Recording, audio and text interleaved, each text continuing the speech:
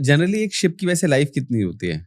Ship की life पकड़ो because क्योंकि आपने बोला कि उसमें से वो जो ना जंग के जो वो राफ्ट चिप्स वगैरह होते हैं वो होता है, हटाना बट पड़ता ऐसा है। होता है कि नॉर्मली शिप की life I would say about 25 साल होती है, 20 से 25 साल. हुँ, It depends on what kind of material has been used, because steel की quality is a very big question. तो अगर अच्छा स्टील यूज किया है तो आई थिंक 25 साल चल जाता है. एंड ऑफ कोर्स कहाँ पे बनाया है, क्वालिटी. जैसे अभी आप nowadays the number one ship builders are in China. Maximum ships are built in China, but वहाँ पे quality varies. Japanese Korean are suppose to be making good quality ships.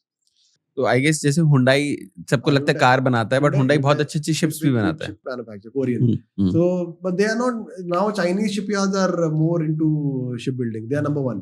Korean shipyard also. Hyundai shipyard is a big shipyard. HMD वगैरह. I've taken ships also from Hyundai shipyard in Ulsan वगैरह. And now they're making a lot of ships in Vietnam. India में बात चल रही है Hyundai वालों की कि they are planning to, they will use cheap labor basically.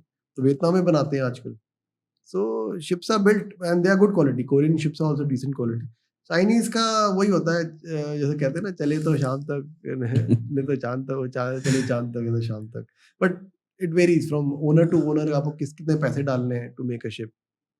But या दैट इट वेरीज फ्रॉम. तो सबसे अच्छी शिप्स कौन-सी कंपनी के होते हैं मतलब जो अभी तक आपने चलाए हैं कि आपको लगा यार this is the fantastic ship I have sailed नहीं, I till would say date? Japanese and Korean quality is good.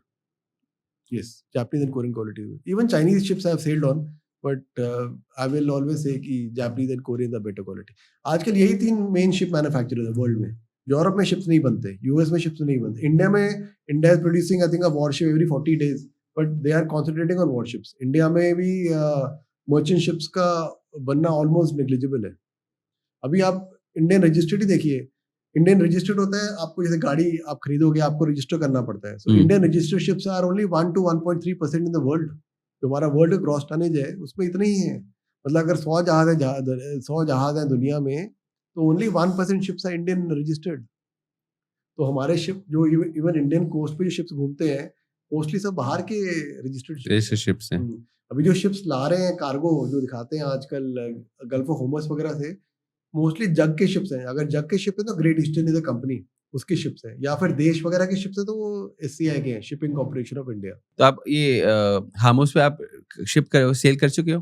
Cell किया of course. I have sailed. 25 साल हो गए सेल करते हुए, तो I have seen most of the places. क्योंकि आपका अभी ऑयल का वो है तो वहाँ से आपने ऑयल लेके यहाँ पे आए हो? ऑयल लेके आया, but not in recent time. But अभी के टाइम में जो हो रहा है, आई टोल्ड यू अर्लियर कि हाँ यही प्रॉब्लम हो रही है कि इंश्योरेंस का प्रॉब्लम है. The ship owners they are finding it difficult to convince the insurers कि हमारे शिप्स को वहां जाने दो या आने दो. वो कह रहे हैं कि यार तुम्हारा शिप अगर मिसाइल हिट हो गया तो हम तो पैसे नहीं भरेंगे. It's becoming a very big problem, because जब तक कोई गारंटी नहीं देता, Iran and all these people who are involved in this war, Iran, US, Israel, they have to give guarantee to the shipping company at some level. या तो हम आपके ship को गारंटी देते हैं, हम आपको सेफ्टी प्रोवाइड करेंगे, या फिर they have to guarantee that this is a safe zone, you can pass through it. तो जैसे वहाँ शिप अभी फंसे हुए हैं तो उसमें क्रू भी वही फंसा रहेगा या क्रू चेंज होता है बीच में? नहीं, आप क्रू की चेंज कैसे करोगे जब स्टोर ही नहीं आ पा रहा? Hmm, becoming a problem. जैसे हमारा एक होता है एमएलसी करके आता है, maritime labour convention, that allows you to have a maximum contract of only 11 months. मतलब आप कोई भी, चाहे आप क्रू हो या ऑफिसर हो, you can not have more than 11 months on board in one contract. उसके बाद आपको उतरना ही पड़ेगा. तो बट देन ये सब सिचुएशन है तो क्या करोगे? कोविड में people were stuck on ships for 1 year, 2 year, 1-2 तो नहीं, but 1.5 year, because crew change नहीं हो पा रहा.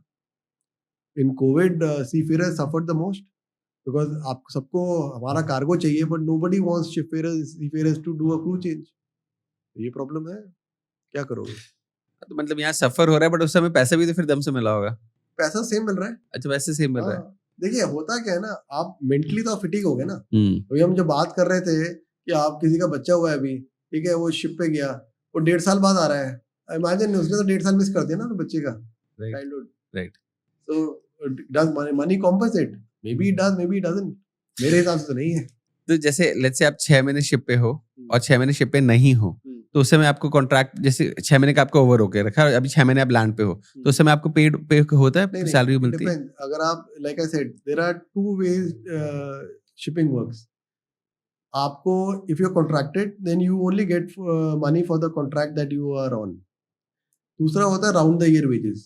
कई कंपनीज होती है वो बोलती है आप राउंड द ईयर काम करिए, जैसे कैप्टन के लिए 3 ऑन 3 ऑफ कर देते हैं, 3 महीना शिप पे 3 महीना घर पे, and they rotate you on the same ship, then they pay you throughout the year. But then it मुझे अच्छा लगता है contracts, because then I can decide how long I want to stay at home. Like अगर मैं 4 महीना ship sail करके आया, I want to stay for 3 month, I will stay for 3 month, if I want to stay for 4 month, I will stay for 4 month. कोई bounding नहीं है। Like I can plan my holiday accordingly. I can plan, being home for a festival accordingly. So it varies from person to person, but 90-95% of the shipping industry works on contractual basis. कि आपका जो contract है, so you do your contract.